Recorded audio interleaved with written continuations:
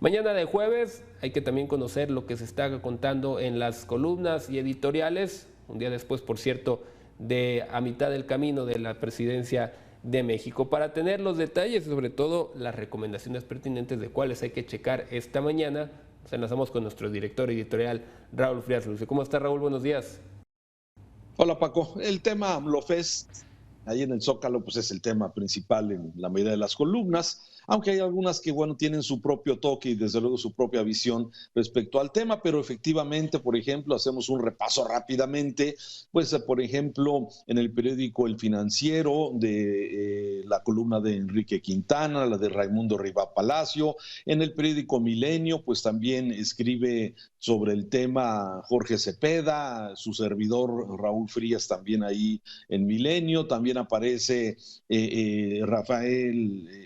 Ricardo Rafael, que como siempre también dice AMLO, la popularidad del sobreviviente. Cada quien le pone su toque y le pone desde luego su título, porque son visiones personales de cada uno de los que se vienen presentando, ¿no? Por ejemplo, Sergio Sarmiento le pone el AMLO Fest de López Obrador, y todos son especialmente análisis.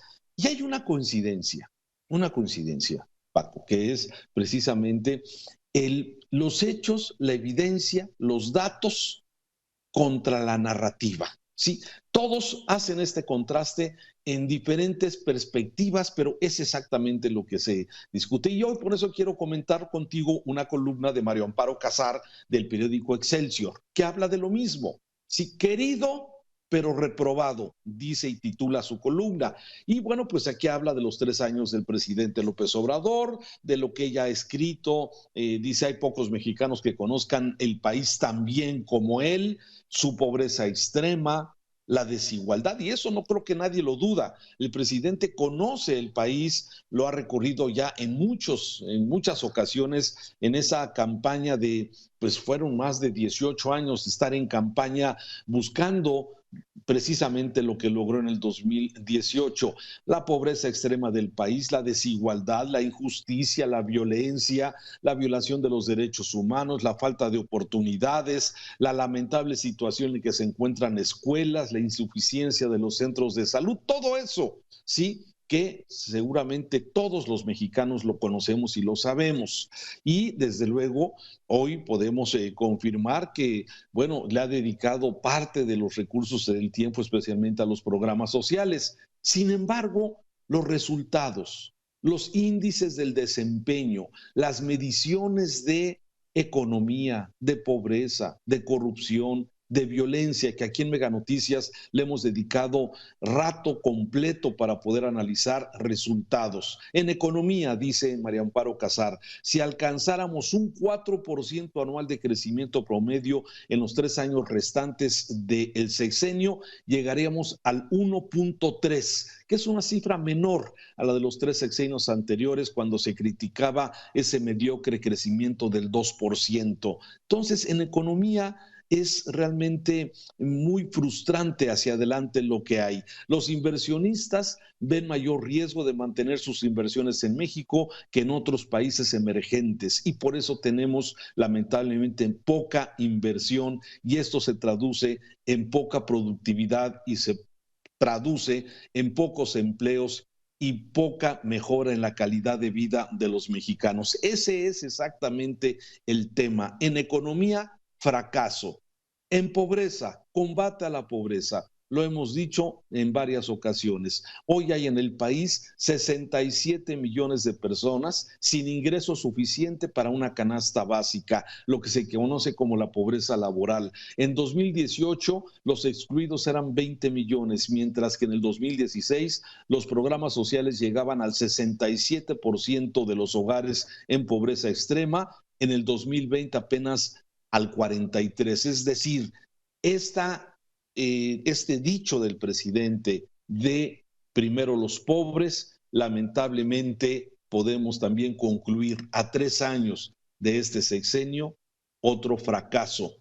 En lucha a la corrupción, Paco, que también le hemos dedicado aquí en Mega Noticias un buen rato. Ahí está el ranking del World Justice Program, que nos pone precisamente en el lugar 135 de países con problemas de corrupción de 139 que se miden al nivel del Congo, de Camboya.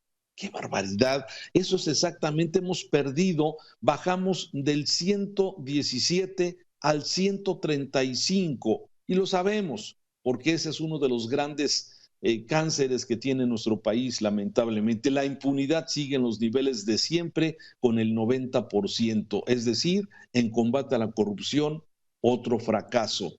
Y así podemos ir recorriendo la violencia, por ejemplo, ¿sí? Ya estamos a más de 104,000 asesinatos violentos en este sexenio, ¿sí?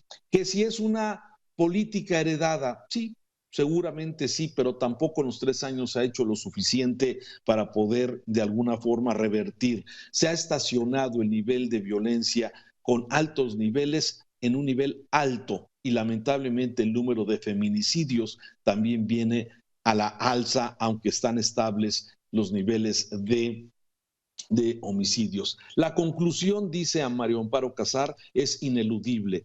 Políticas fallidas de la destrucción institucional me ocuparé, dice en su columna de hoy, próximamente. Con todo, hay que desear al nuevo presidente éxito y ofrecer lo que desde estas trincheras se puede ofrecer: diagnóstico, crítica con fundamento y propuesta. Pero, aquí es el pero que yo digo, Paco, el tema es que no se escucha. Y ahí me ligo con una columna de Enrique Quintana del periódico El Financiero para terminar. Es el Zócalo lleno signo de la radicalización de AMLO, y aquí precisamente el analista dice: ayer se despejaron algunas dudas, pero surgieron otras en perspectivas al próximo 2022. Uno de ellos es el nombramiento, la comparecencia de Victoria Rodríguez Ceja en la Comisión de Hacienda del Senado, sí, donde ayer compareció para hablar de lo que podría ser su proyecto al frente del Banco de México. Y desde luego estamos en un entorno complejo con mucha inflación. El anuncio bueno que da a conocer el presidente del incremento a los salarios mínimos a 172 pesos, un incremento del 22% a los que ganan el salario mínimo. Bueno, esto también, dice Enrique Quintana, es un factor importante para necesario controlar la inflación. Otro punto que destaca el analista es sin duda, bueno, la presencia masiva de tantas personas, acarreadas o no, sí, lo importante es un grupo de personas importantes y que eso le dé al presidente el sustento, el apoyo que él siente y que se pueda de alguna forma radicalizar muchas de las acciones que se están tomando en esta administración. Y eso, dice Enrique Quintana, no es un buen augurio ni para la economía ni para la democracia. Así terminan algunas de las columnas de esta mañana, Paco.